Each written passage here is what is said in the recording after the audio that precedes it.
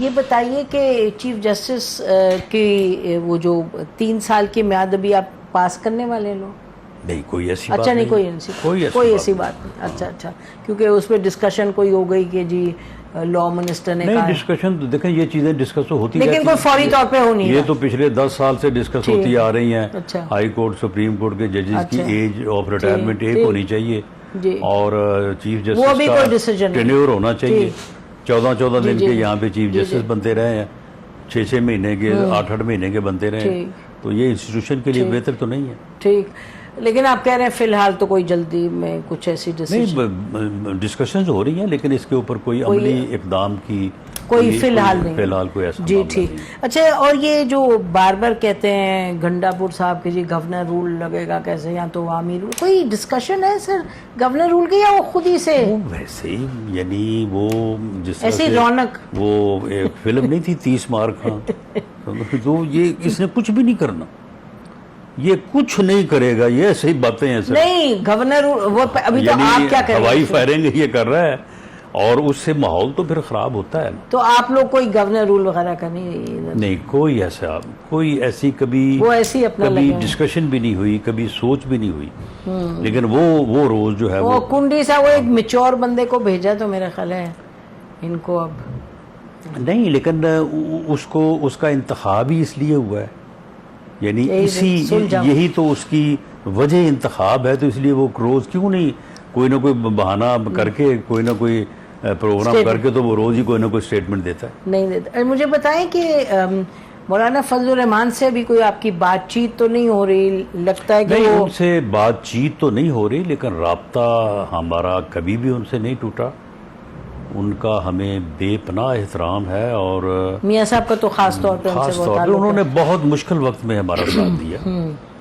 تو ٹھیک ہے، ان کا ایک اپنا نقطہ نظر ہے، ان کی ایک اپنی ریزرویشنز ہیں، ان کے اوپر ہماری بحث ہوتی رہتی ہے، تو وہ ہمیں یا ہم انہیں قائل کریں گے انشاءاللہ تعالی.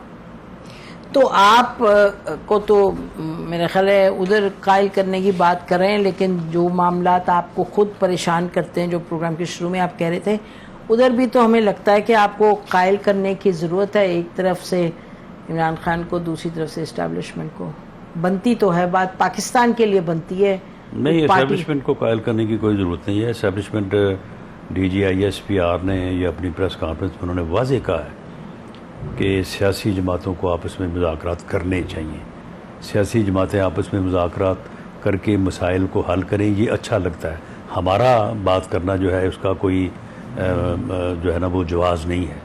تو اس کے بعد پھر اور ان کو قائل کرنے کی ضرورت تو نہیں ہے. ٹھیک ہے. تو لیکن کبھی ڈیالہ کی طرف قدم اٹھاتے ہوئے ہم دیکھ لیں، اللہ کرے آپ لوگوں کو، اور پھر آگے سے جو جواب آئے گا پھر سب کو عیاں ہوگا.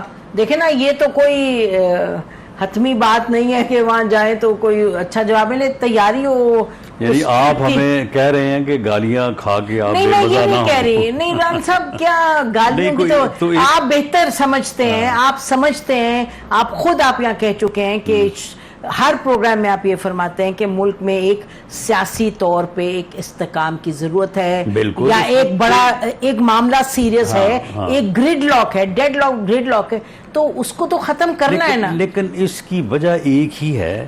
آج سے 2 سال پہلے بھی وہی تھی، 3 سال پہلے بھی وہی تھی، 2014 میں بھی وہی تھی، 2024 میں بھی وہی ہے. ٹھیک ہے.